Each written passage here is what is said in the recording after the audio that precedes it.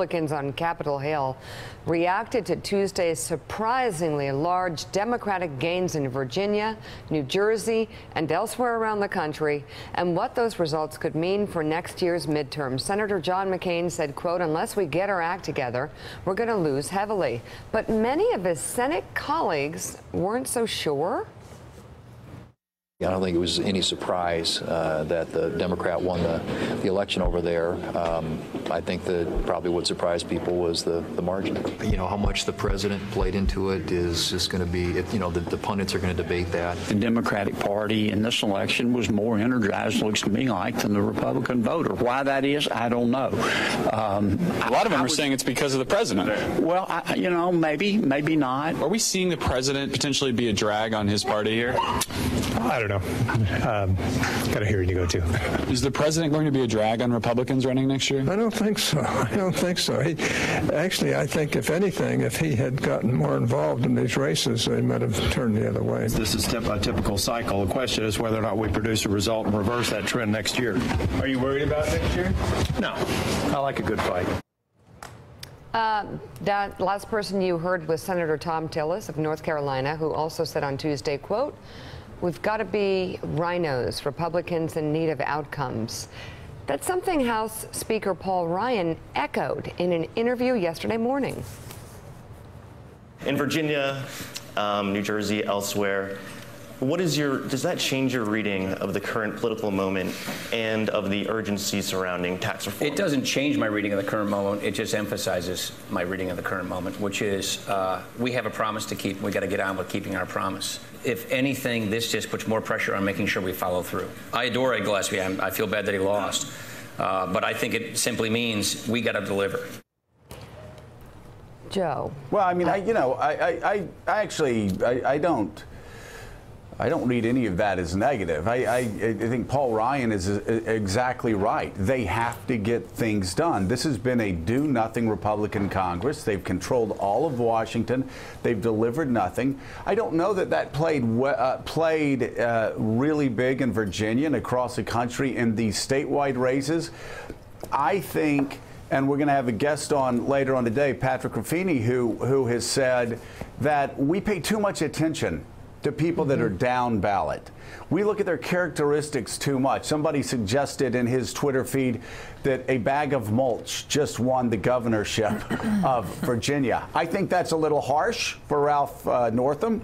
But the point was that it really did all flow down from Donald Trump. He has offended 2/3 of Americans. He's offended women. He has offended a lot of independents. He's offended offensive in general. I mean, come on. Around the world. And that's well, there is no come on here. I'm not debating you. I'm saying Donald Trump was the cause of the tidal wave. He was the earthquake that caused, well, we'll just say, Willie, that caused this tsunami. And, you know, those Republicans, you didn't expect them to come out and trash Donald Trump, and most of them just were politely brushing away the questions. But there's no doubt behind the scenes, and I'm sure Heidi can tell us this, there's no doubt behind the scenes, Republicans are fretting because they know unless they are in a dark, dark red district in 2018, this is going to happen to them. Yeah, I don't think the blinders are so big, based on people I talked to yesterday in the Republican Party, that was representative of what we just heard on camera from some senators of what the party is feeling right now. There's no way you could watch, Heidi, what happened on Tuesday night, not just at the governor's level, but all the way down the ballot through the House, flipping in a historic way, what happened in Maine with the expansion of Medicaid benefits, and not see some concern over a president who's polling at 35% and who hasn't gotten anything done. And I think this just puts a lot more pressure on the tax bill that we're going to get a peek at today. Yeah, if you are a member like Barbara Comstock, or who is actually my congresswoman in Virginia and is sitting in a Hillary district, or someone like Peter Roskam in Illinois, you woke up in a pretty cold sweat. Why? Because this really wasn't about some Democratic model that won here that you can beat and maybe I can game this out and be a rhino and win. No, if this repeats itself in 2018, members like her are toast. There is no model for how you run against this. This was a wave. And you have a lot of people claiming victory today in the Democratic Party, the moderates, you have the liberal progressives. That's because everyone was represented in a wave, which is what this was. The White House yesterday insisted the Democratic gains had nothing to do with the president. A person familiar with the president's political operation called the results unsurprising. And when asked about the fear level for the upcoming midterms, said, quote, 2018 is a long ways away. Now 2018 is as far away as 2016 is in the past. Still, the president tweeted yesterday to mark the anniversary of the 2016 election, writing, quote, congratulations to all of the deplorables and the millions of people who gave us a massive 304 to 227 Electoral College landslide victory. Joe, let's see who's still standing in that picture. Well, we will see next year. It may be a little different, that picture. But Harold Ford, we brought up this point yesterday that after the 2016 loss, everybody was focused on Hillary Clinton. It was all about Hillary Clinton's loss, and that's what was wrong with the Democratic Party. We're still having people talking about the divided Democratic Party. But if you wanted to know how sick that party was, you looked at the 1,000 legislative seats, state legislative seats they'd lost over the past 7-8 years. It's the same thing with the election yesterday. You can talk about Ed Gillespie and what type of campaign he ran all day. That's not the story. The story is that the Democrats were down something like 63 to 37. I don't know that those numbers are exactly right. And they came storming back. And again, it's that tidal wave that can only be explained away by one thing: Donald Trump. You know, I agree with the way you've characterized. I listened to some of the House members yesterday, including one from Virginia, who said this race was not nationalized. In fact, it was. I mean, the Republicans have not accomplished a lot in Washington. It's certainly played into, I think, voters' minds. And then Trump himself has been, as we all have known, such an objectionable and inflammatory figure politically that it's hurt them badly. Democrats, though, should not overread this. You can look back over history and look at when the New Jersey and Virginia governor's races have gone one direction, Democrat or Republican, and what has happened. It's slightly mixed. It shows that when Democrats did, I think, most recently in 2005, they were able to gain a majority. So the recent history suggests strongly. But Dr. Northam, or now soon to be Governor Northam, he fit the state. Here's a Democrat who supported George W. Bush 2 times for president.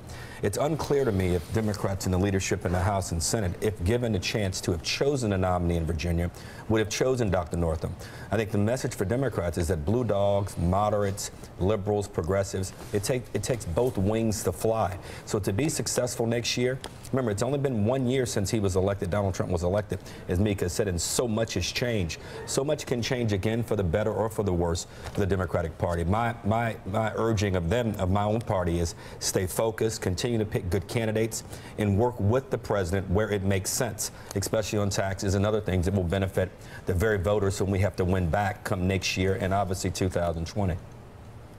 You know, sometimes it comes down to basics, and we say this all the time on the show before elections, and it is obvious, but it's obviously the reason why people win. It's just like blocking and tackling wins you football games. It's turnout, turnout, turnout. And you can look and see across the state, Ed Gillespie did fairly well with Republicans. Those ads that were offensive to a lot of us, that actually, unfortunately, brought a lot of Republicans home. If you look at the polling, just Mike Barnicle, more Democrats went out to vote. More Democrats stood in line longer. More Democrats called their friends. More Democrats took their friends to the voting booths. More Democrats were engaged than Republicans. It was just because of a great turnout. And if you look at next year's elections, it's going to come down to turnout again, because the Democrats, they still have a tough uphill battle if you look at what's happening in the Senate. Joe, no doubt about that. There's absolutely no doubt about that. You saw that in the numbers and the percentages yesterday in every place where they voted. But back to basics. I mean, one of the basics that we have to measure here, if you walk around any place in this country, there's a level of both exhaustion and embarrassment with Donald Trump. Exhaustion because of the tweets multiple times a day. Embarrassment because I think a lot of people sit and think, is this the kind of behavior we want from the President of the United States? We saw a clip of the President at the top of this show talking about congratulating China on the fact that they're doing for their people what he is unable to do for our people here. They're taking advantage of us because within moments of his assuming the presidency 1 year ago, he immediately rescinded TPP, the Trans-Pacific Partnership, which was a terrific boon for trading for the United States of America. That's gone now. The Chinese and the Russians are going to dominate the Pacific Rim because we've withdrawn. Right. So you've got that. Then you have the reality. People pay attention in this country, and people pay attention to things like the proposed tax bill.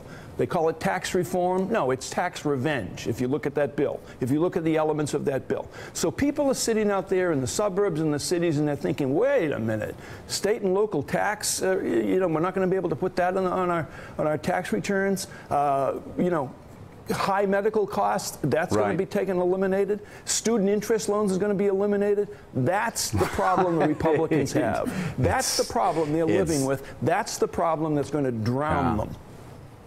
The bill, Mika, there are some portions of that bill, that tax bill, that are just absolutely inexplicable.